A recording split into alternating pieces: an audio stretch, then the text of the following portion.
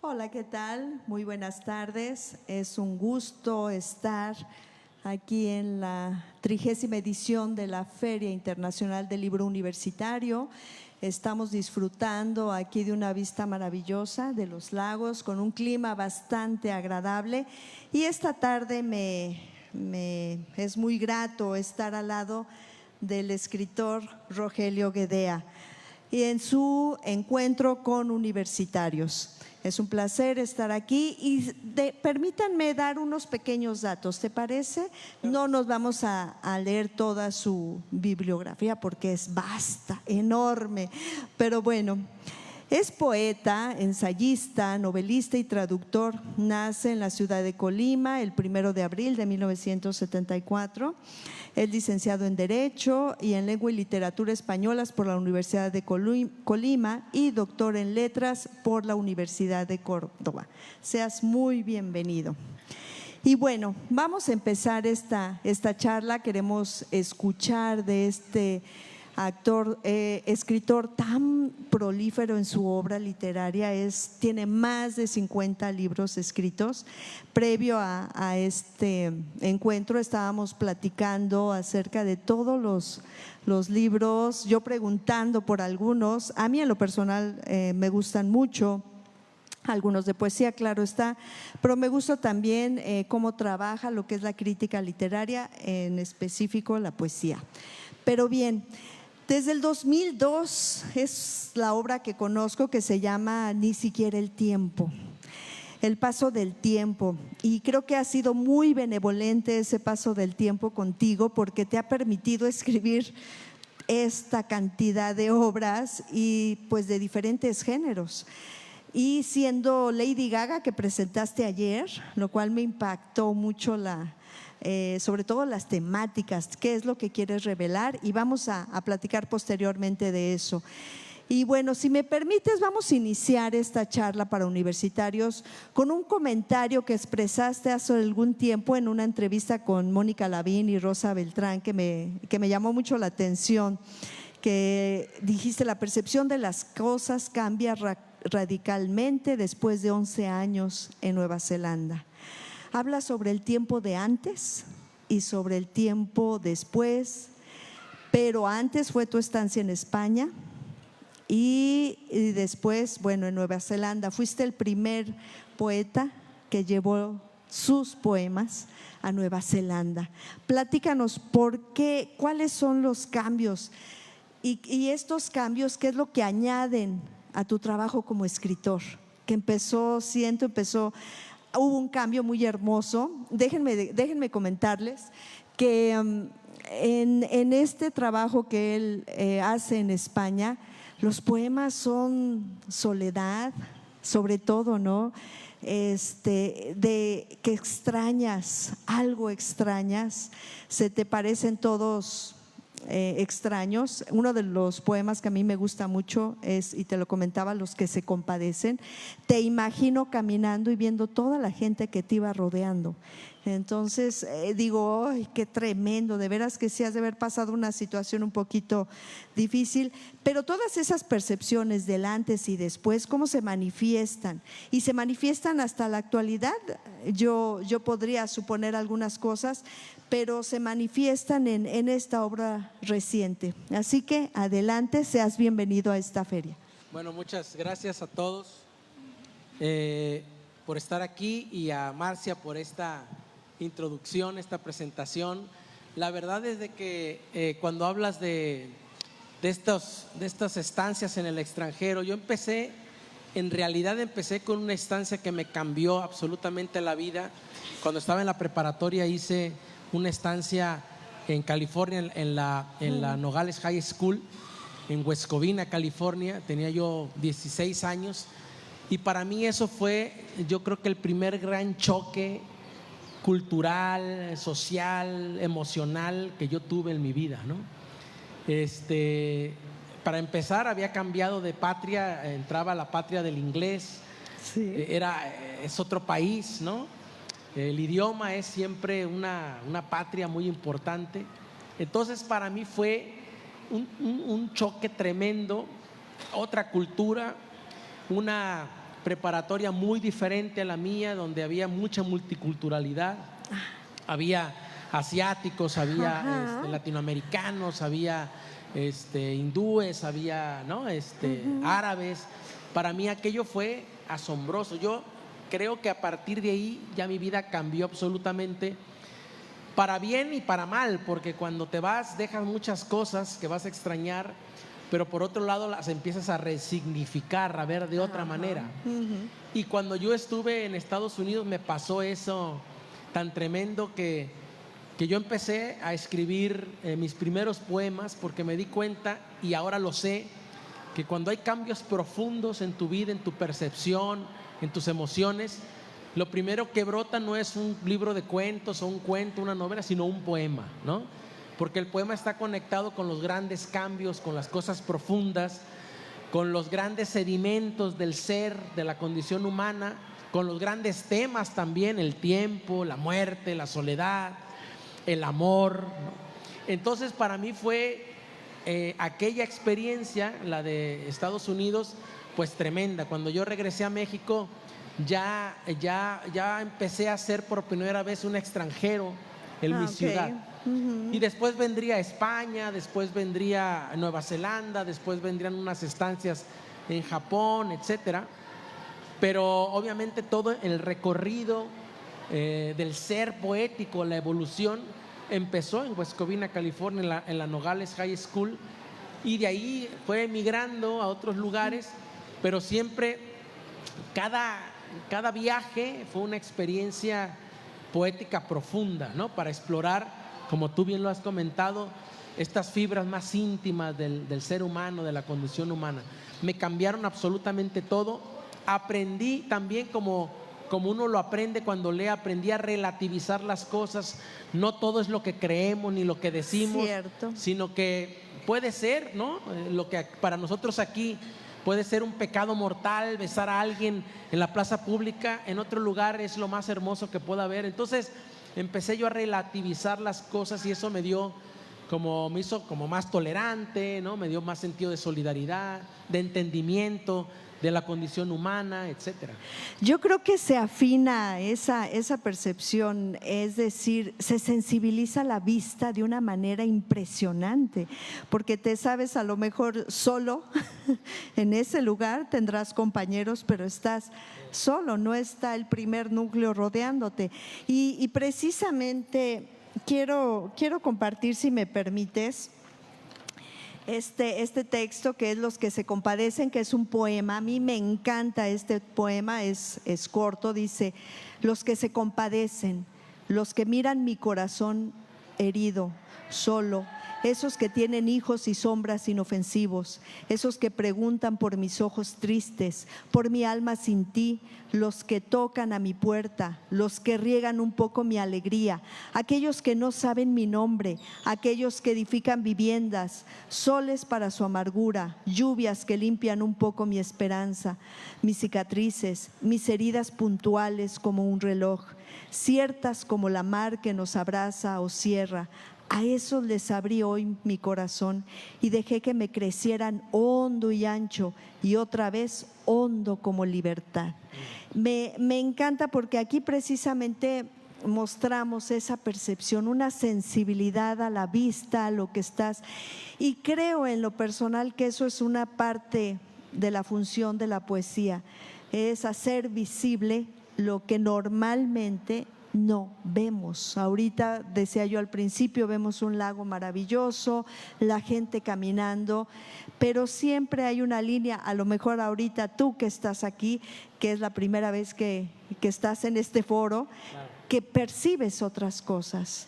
Y entonces, ¿qué pasa en España? En España entonces ya hay, digamos, una madurez como extranjero, pero ¿qué sucede en España? Bueno, cada viaje es una experiencia diferente, ¿no? Y es, como lo acabas de decir, una experiencia desde lo sensorial hasta las emociones más profundas, porque ves otras culturas, porque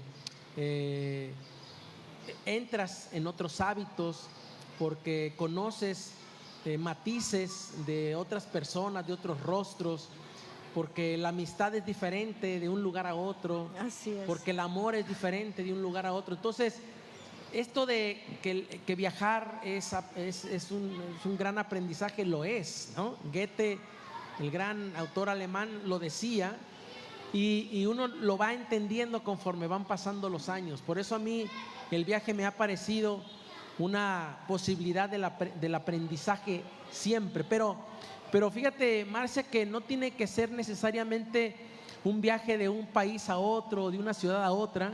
Yo tengo un libro que se llama Viajes en Casa. En casa, ajá. Porque curiosamente me di cuenta de que uno puede viajar incluso en su propia casa y aprender cosas nuevas. Yo me di cuenta un día que había lugares de la casa que yo no recorría, ¿no? Que siempre me la pasaba en un sillón, en una mesa de comedor y en la cama, ¿no? Pero había rincones del jardín a los que yo no iba y no encontraba la catarina o una lagartija. Había partes incluso de la propia casa, alguna sala de estar en la que nunca me sentaba y miraba en perspectiva el resto de la casa. Y entonces empecé a viajar en la casa, empecé a estar en lugares en los que yo no había estado en la casa, y me di cuenta que incluso en esos viajes en casa uno aprende bastante. Así es. Entonces la posibilidad de viaje puede ser, para mí empezó a ser incluso interior, ¿no? Uno puede viajar, ¿no? Cerrar los ojos y viajar en su propio pasado y recorrer las cosas que a uno le gustaron, las cosas que a uno lo alegraron, las cosas que a uno le entusiasmaron, y a lo mejor sortear aquellas que nos han dolido bastante, o llegar a ellas para afrontarlas de otra manera. Así es. Para mí ha sido muy importante viajar, ¿no? Y España fue también un gran encuentro con una sociedad, con una civilización que yo no conocía, pero que al final del día es nuestro espejo, porque de ahí también venimos, ¿no? De hecho, algunos críticos en alguna de tus novelas han dicho eso, ¿no? Que tú pones a tu lector frente a un espejo. Y qué interesante eso que mencionas del viaje interno en casa. Y por decirlo, yo pongo un ejemplo, a mí me gusta de repente subirme a la azotea de la casa o ponerme en ciertos ángulos y tengo otra perspectiva de lo que se ve en la casa, ¿no? Y eso es muy bonito. A mí me gustaba, Marcia, me gustó mucho cuando leí los diarios de Tolstói. Me gustó mucho un ejemplo que él da, era un obsesivo, un ejemplo que él da sobre cómo afrontar los problemas, por ejemplo. Él decía que nosotros, cuando estamos, por ejemplo, en ángulo como nos están viendo el público, obviamente no es lo mismo alguien que nos está viendo desde ese ángulo a alguien que nos está viendo desde este ángulo de enfrente o de arriba, ¿no? Así es. Cada ángulo tiene una perspectiva diferente de las cosas. Y decía Tolstói que tanto a la obra literaria como a los problemas, como a cualquier circunstancia, debemos de buscar verla desde diferentes ángulos para poder llegar, ¿no? Según lo que estemos buscando, a aquello que estamos buscando. Y a mí esta parte, por ejemplo, del viaje, esta parte de conocer nuevas personas, de recorrer nuevas calles dentro de mi misma ciudad. Yo camino mucho en mi ciudad y voy recorriendo diferentes calles y voy viendo a través de diferentes ventanas las casas, y todo eso me da la impresión de que por eso la vida, por eso es maravillosa, porque es inagotable, es misteriosa, y en todo eso está la poesía, en todo eso está lo literario, ¿no? Así es, y en tus obras lo reflejas. Ahora entiendo por qué esa vasta producción de obra literaria, porque realmente me vas respondiendo a la pregunta inicial, porque es cierto, en tus obras se va reflejando lo que tus ojos y lo que sensorialmente. A mí me gusta mucho cuando en este poema dices, y les entregué mi corazón, ¿no? Realmente creo que es una manera de entrega, es una manera de creatividad también y de empezar a generar estos textos. Entonces vámonos a Nueva Zelanda. Bueno, Nueva Zelanda, ya para Nueva Zelanda había tenido yo pues ya 2 experiencias importantes, ¿no? En el extranjero, y ya Nueva Zelanda fue como una especie de búsqueda personal para seguir de alguna forma descubriendo en el otro a mí mismo, porque creo que nosotros nos completamos, así como el libro se completa cuando el lector lo lo lee y de alguna forma lo sutura algunas de las cosas que nosotros dejamos abiertas en el libro, o que deliberada o que inconscientemente expusimos ahí, no deliberadamente, y el lector las encuentra. Así es. Entonces, para mí, el encuentro con el otro ha sido siempre una manera de aprendizaje, y la única que realmente he encontrado para conocerme, ¿no?, a mí mismo, y poder en ese sentido pues tratar de resolver las situaciones más comunes que tenemos en la vida, que es al final de cuentas la felicidad, ¿no? De alguna forma la plenitud, ¿cómo se puede decir? El autodesarrollo personal, porque de esa forma también nosotros podemos hacer a los otros más felices, a nuestra pareja, a nuestros hijos, a nuestros amigos, a nuestros compañeros de trabajo. Y ha sido una búsqueda en ese sentido. Nueva Zelanda a mí me dio y me ha dado muchísimo, porque contrario a España es una sociedad muy contrastante. Sí, claro. Son muy diferentes a nosotros, y eso me encantó también, porque pude verme mejor en esas diferencias, pude ver mejor lo que yo era. De hecho en Nueva Zelanda fue cuando empecé a escribir novela, mi primera novela, Conducir un tráiler, muy mexicana.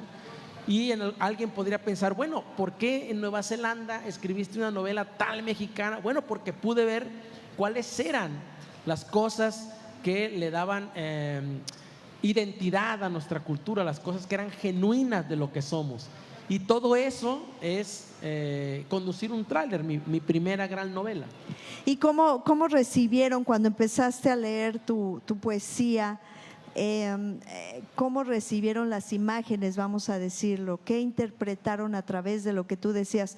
Obviamente podemos pensar, bueno, todo el mundo habla de amor, todo el mundo habla de desamor, de muerte, soledad, pero algunos de tus textos marcan lo que es también cuestión, vamos a llamar, cultural y tradicional de nuestro país. ¿Cómo ellos lo percibieron? ¿Cómo lo recibieron? ¿Como conocimiento, como aprendizaje, o como imágenes realmente de lugares fantásticos? Bueno, en sociedades como la neozelandesa o sociedades donde hay un gran componente multicultural, pues son sociedades que están muy abiertas a recibir lo otro, lo diferente. Ajá. Y a mí eso también me gustó, ¿no? Aprendí mucho, también en mi propio caso. De hecho, hace no muchos años escribí una novela para niños sobre un inmigrante chino que llegó a la escuela de mi hija aquí en México sin una gota de español, y contrario a los otros compañeros de mi hija, que fueron un poco hostiles hacia el niño, mi hija, como ya venía de Nueva Zelanda, de una escuela multicultural, ella fue como muy solidaria con él y lo apoyó y lo guió, etcétera.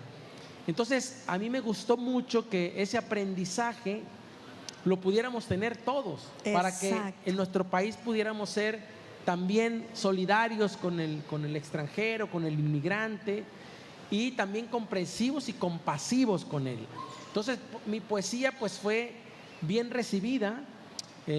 Ha sido traducida al inglés. Yo tengo un traductor y un editor, Roger Hickey, en Nueva Zelanda. Fue transformada también mi poesía estando ahí, porque empecé yo a traducir a los poetas neozelandeses, y eso también me transformó mi propia poesía. Okay. Ajá. Y la poesía que ahora estoy escribiendo ya es una especie de mezcla de la tradición poética mexicana con la tradición poética española, con la tradición poética neozelandesa, y eso me ha dado pues un tipo de dicción, de prosodia poética diferente. Y ahora, bueno, ese libro que escribí en los últimos 15 años va a ser publicado ahora, primero Dios, ahora en septiembre, octubre, por el Fondo de Cultura Económica, y esa es una poesía que ya es otra cosa diferente. Así es. Y eso me ha gustado mucho. Sí, el lenguaje creo que se hace mayor, se hace de unas, rompe límites y se extiende de una manera hermosa. El ser traductor, precisamente, creo que te da tantas visiones de usos de lenguaje y aplicados a tu nueva poesía es muy interesante. Eso es lo que hace en tus textos algo nuevo, algo muy bueno cuando leemos poesía. De hecho, contrario a estos libros de Ni siquiera el tiempo, Mientras olvido, que fueron libros en los cuales verdaderamente yo sufría siendo extranjero, estar lejos de la familia, de tu cultura. Este libro que va a salir tiene un matiz de humor, ¿no? Un lenguaje más narrativo. Ya busco la poesía no tanto en la imagen o en la metáfora, sino en la creación de atmósferas poéticas, ¿no? Que cuando se termine el poema el lector pueda sentir como cuando decimos, mira, este paisaje es poético, ¿no? O esta tarde es muy poética porque la estamos pasando muy bien. Entonces hubo una transformación profunda en la visión que yo tenía de la poesía, sobre todo dentro de la tradición poética mexicana, y cómo eso fue evolucionando, transformándose. No digo que sea mejor o que sea peor, pero digo que es diferente, y que creo que esa evolución que cada quien sufre es importante también porque forma parte de ese crecimiento como escritor, como ser humano, ¿no? Así es. Y vamos a entrar a lo mejor en ya que es para los universitarios, quizá en un tema que pueda ser un poquito, que raspe un poquito, como dicen. Me refiero, fíjate que estamos hablando de esa sensibilidad que se abre a través de la observación, a través de los viajes. Observación. Cuando realmente podemos ver a algunos de los jóvenes que están en su celular, y hablo desde adolescentes, niños o claro también adultos, ¿no? Que están en su celular. Es decir, a veces hay cosas que estorban o cosas que entretienen de otra manera y que no los dejan percibir incluso una estrella fugaz, un cielo estrellado, el nacimiento ahorita que estamos y oímos las aves, ahorita hay mucho migración de golondrinas, el nacimiento de primaveras, y no se alcanzan a apreciar porque falta observar. Y cuando se va a viajar, nada más se va, digamos que a la fiesta, al reventón, lo que sea, y no se observan los entornos, no se habla con la gente de los entornos.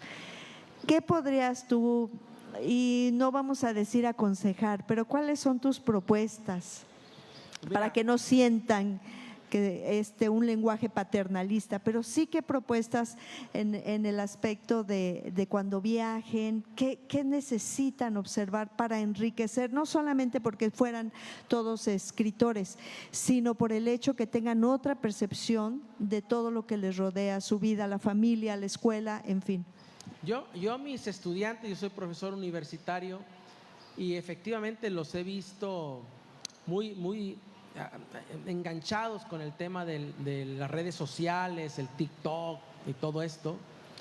Y yo les he puesto un ejemplo y algunos de ellos, cuando les preguntas, incluso ya estudiantes de octavo semestre, ¿qué van a hacer? ¿Qué van a salir? No saben qué van a hacer, ¿no? Sí. Bueno, pues no tengo idea. De hecho, estaba preguntándome qué iba a hacer, ¿no? Y yo en una ocasión que iba en el carro, me acuerdo que iba conversando con mi mujer, y de pronto entró, creo que había una mosca que estaba ahí incordiando a mi mujer, y ella abrió la ventanilla del coche, y ya no escuchábamos nada, ¿no? Porque el viento externo y el ruido, ya teníamos casi que gritar para poder. Y cuando ella cerró otra vez la ventanilla, todos pudimos escucharnos perfectamente. Yo creo que así sucede un poco con nuestras propias búsquedas. Si nosotros pretendemos que con las redes sociales, que traen mucho ruido, demasiada información, mucha también información que no es real, que no es veraz, y no cerramos la ventanilla al exterior, a ese ruido tan grande, para escucharnos a nosotros mismos, o por lo menos escuchar a nuestro interlocutor, va a ser muy difícil enfocarnos. Y ahora, obviamente, tenemos uno que puede ser una cosa maravillosa, pero también un gran peligro. Maravillosa porque nos puede resolver cosas muy pragmáticas como la inteligencia artificial, Sí, claro. pero horrenda porque nos puede privar incluso de la capacidad de poder reflexionar y pensar por nosotros mismos. Entonces, si no tenemos cuidado con eso, también podemos caer en esta ventanilla bajada en el coche con demasiado ruido y no vamos a poder realmente, creo yo, encontrar respuestas a preguntas básicas que tenemos para nuestra propia vida, ¿no? Hasta la resolución de una situación complicada de pareja o lo que sea. Entonces yo creo que sí necesitamos el silencio, sí necesitamos escucharnos a nosotros mismos, pensar, darnos un poco de tiempo para pensar en lo que estamos haciendo, a dónde queremos llegar, por qué lo estamos haciendo. No es un curso de superación personal, pero a mí me ha servido para ir incluso guiando mi obra, ¿no? Hacia dónde quiero ir, qué quiero alcanzar, qué hace falta incluso para poder contribuir, ¿no? Con mi propio, por ejemplo, esta historia crítica de la poesía mexicana. Antes de la historia crítica de la poesía mexicana que sacó el Fondo de Cultura Económica en coalición con el entonces Conaculta, pues no existía una historia crítica de la poesía mexicana del siglo XIX y XX, ¿no? Había estudios personales de autores específicos que habían estudiado a tal o cual autor, pero nadie había sistematizado todo, ¿no? Entonces yo me di a esa tarea de hacerlo. ¿Por qué? Porque cerré las ventanillas de mi coche, me puse a pensar en cómo podía contribuir en mi propia tradición poética, etcétera, y lo hice. Pero si uno no cierra las ventanillas y está uno todo el tiempo escuchando este ruido exterior a través de las redes sociales, este escroleo que se nos ha hecho una adicción tremenda, ya toda la gente está scrolleando, ya no sabes ni qué estás buscando, pero crees que vas a encontrar algo maravilloso ahí y entonces no paras de scrollear. Pues no vas a tener nunca la capacidad para realmente pensar en las problemáticas o en las búsquedas que quieres para tu propia vida. Así es. Yo creo que uno de los aspectos que has tocado principal, y a eso voy, es precisamente el pensamiento. Porque tenemos que pensar. Leía algunos textos, sobre todo, bueno, me gusta Gastón Bachelard, que desde aquel tiempo él estaba diciendo la ensoñación, ¿no? No nada más irte enseñando, sino hay un pensamiento que se genera.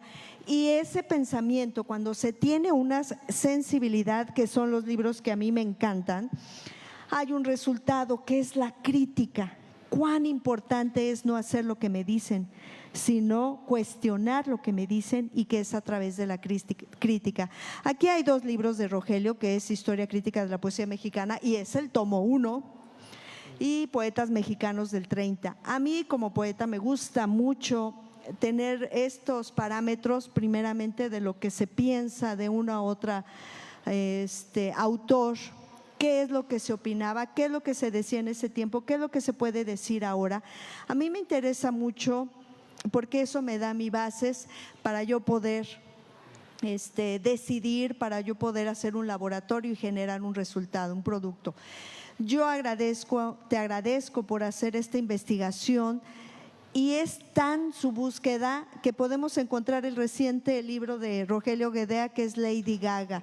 Ayer fue la presentación aquí mismo en esta feria, y a mí lo que me llama la atención rápidamente es cómo un escritor, un autor que toca tantos géneros como el ensayo, la narrativa, la novela, puede irse a tener la libertad de tomar un personaje, en este caso Lady Gaga, y empezar a deconstruir, digamos, los detalles que se sabe de ella y transformarlos en versos.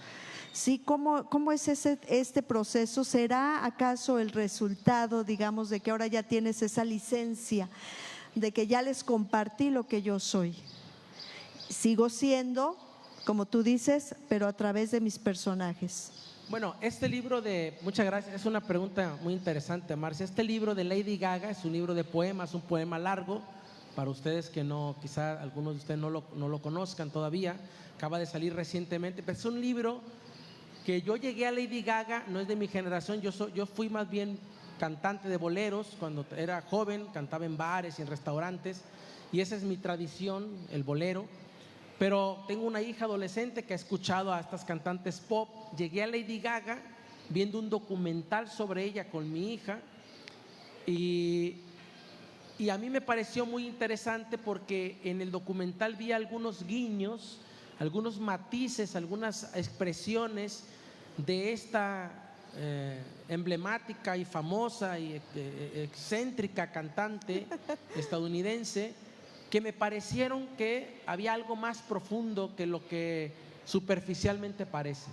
Entonces me empecé a adentrar en ella, en la persona y en el personaje, y me di cuenta de un montón de cosas que no los voy a aburrir aquí, pero me di cuenta de que lo que ya sabemos, y lo dice la conseja popular, que las apariencias se engañan. Así es. Entonces este libro es una exploración sobre alguien que considero yo una verdadera poeta, porque leyó muchísima poesía. Sí, de hecho sí, tiene así es. tatuado unos versos de Rilke en el antebrazo. Ella fue violada muy jovencita, cosa que la marcó y la metió en una enfermedad crónica de dolor, la fibromialgia. Entonces me empecé a adentrar en esta personaje y quise utilizarla porque obviamente sabía que iba a llamar la atención, ¿no? Por la figura pública que es.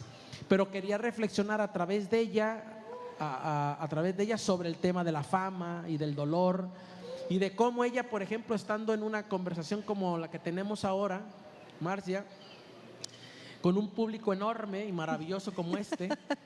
Ella dijo, mira, mientras tú me estás, era una entrevistadora muy conocida, Orfa creo que se llama, estadounidense, y le dijo, mientras todo el mundo está gritándome y aplaudiéndome y tú me estás entrevistando y puedo reconocer lo famosa que soy, yo tengo dolor, estoy sintiendo ahorita dolor, no lo puedo aguantar el dolor.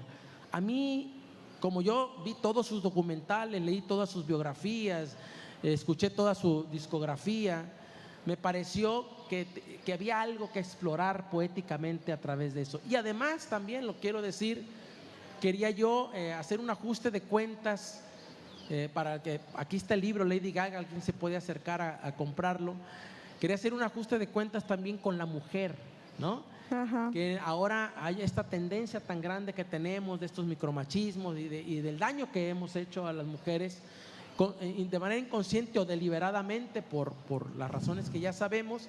Y yo quería como redimirla a ella, yo quería como decirle, yo estoy aquí, Lady Gaga, ¿no? Hay un poema que dice, acabo de matar a quien te violó, a quien te ultrajó, ¿no? Lo acabo de matar, lo puse en bolsas, despreocúpate, ya no te va a hacer daño más.